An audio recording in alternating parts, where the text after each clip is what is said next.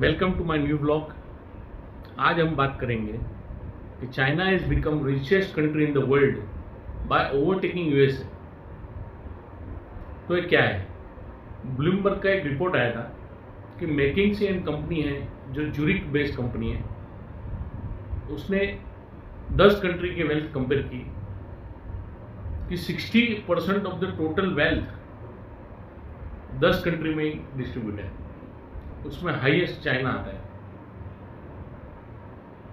China के पास आज के दिन 120 ट्रिलियन डॉलर की वेल्थ है और यूएस के पास 90 ट्रिलियन डॉलर की वेल्थ है। तो 30 ट्रिलियन डॉलर की वेल्थ चाइना के पास ज़्यादा है, इसलिए वो richest country in the world ऐसा करके आया है। तो हम समझेंगे कि वो वेल्थ क्या है। ये वीडियो में हम समझेंगे कि वेल्थ क्या है, वो कि इतनी सारी है 120 ट्रिलियन डॉलर। 2000 के साल में टोटल दुनिया की वेल्थ थी 156 ट्रिलियन डॉलर थी और 20 साल के बाद टोटल दुनिया की वेल्थ हो गई 540 ट्रिलियन डॉलर, 514 ट्रिलियन डॉलर की हो गई। तो ये वेल्थ है और इतनी बड़ी 20 साल में। लेकिन चाइना की वेल्थ बहुत फास्ट बढ़ी। चाइना की वेल्थ थी 2000 के साल में 7 ट्रिलियन डॉलर। 2000 के साल में 7 ट्रिलियन डॉलर की वेल्थ थी और 20 साल के बाद वो हो गई 113 ट्रिलियन डॉलर की। तो बहुत मैसिव जंप आया। और यूएस की वेल्थ क्या थी 2000 के साल में?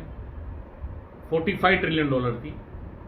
उसकी 20 साल के बाद में 90 ट्रिलियन डॉलर हुई, जस्ट डबल हुई। तो चाइना तो उससे 30 ट्रिलियन डॉलर आगे निकल गया।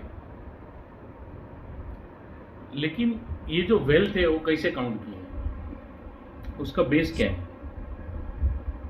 उसमें ऐसा है कि जो मैकिंसी एंड कंपनी है ज्यूरिक की, उसने ऐसा एक फॉर्मेट दिया है, एक फॉर्मेट ऐसा दिया है कि जो टोटल वेल्थ है यानी 514 ट्रिलियन डॉलर की, उसमें 35% जो है वो लैंड कॉस्ट है। इन्वेस्टमेंट जो है वो लैंड का है। हाउस एंड अदर बिल्डिंग्स का 33% है। फिर इंफ्रास्ट्रक्चर का 11% है। Inventories 8%, other assets, intangible assets other 8% है और मशीनरी एंड इक्विपमेंट वो 6% है।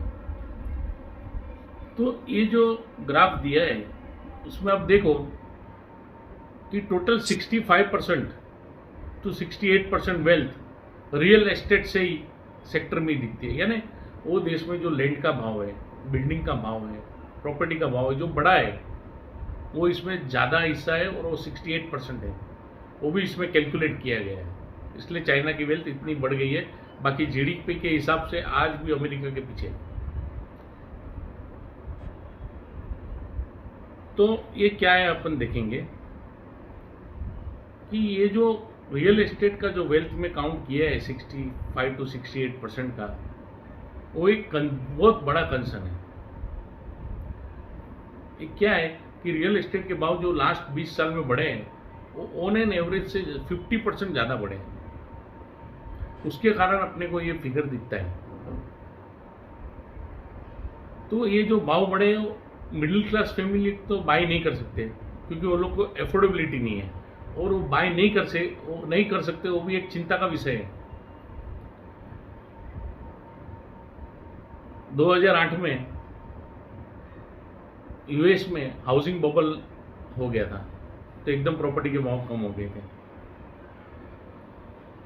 अभी ऐसा होने से कंट्री की वेल्थ में बहुत कमी आ जाएगी, क्योंकि इतना भाव बढ़ा है तो कम भी होएगा।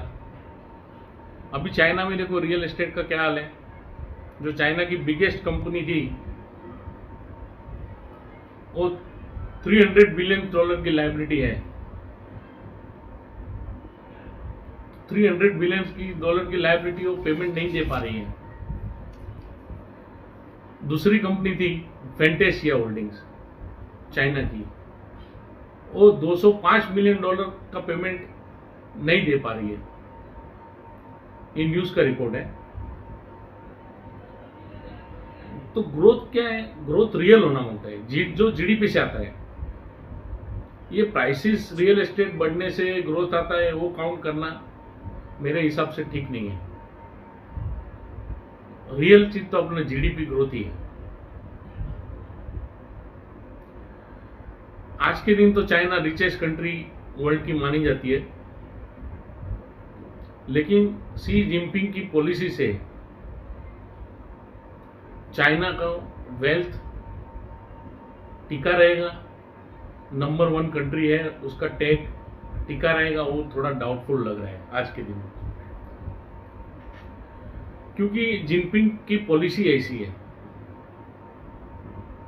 अभी 3 रीजन है जो जिनपिंग की पॉलिसी, एक तो जिनपिंग की पॉलिसी बराबर नहीं है, दूसरा बीजिंग जो है वो यूएस कंपनी को निकालने पे पड़ा है, पीछे ही गिर गए हाथ धो के, दूसरा।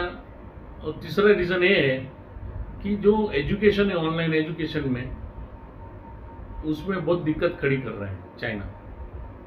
तो ये 3 रीजन से चाइना में बहुत बड़ा सेटबैक आने वाला है, और चाइना में इन्वेस्टमेंट भी कम हो रहा है, जो उसका स्पीड है वो कम हो गया है, और अपने इधर इंडिया में उसका बेनिफिट मिल रहा है। अभी इंडिया जो टेक सेक्टर है वो चाइना से ज़्यादा इन्वेस्टमेंट मिल रहा है। चाइना में समझो ₹1 इन्वेस्ट करते हैं टेक कंपनी, तो अभी इंडिया में ₹1.5 इन्वेस्ट करते हैं, तो वो भी रफ्तार बहुत बढ़ गई है। तो जो चाइना का जो ये पॉलिसी से जिनपिंग का, उसका फायदा इंडिया को हो रहा है, और देखा गया कि उसका असर वहाँ की कंपनी, जो रिच कंपनी है, उसमें लॉस आ रहे हैं, उसकी वेल्थ कम हो रही है,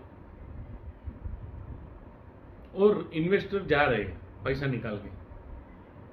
लास्ट अक्टूबर से लास्ट 12 महीने में चाइनीज मार्केट में से $1 ट्रिलियन निकल गए,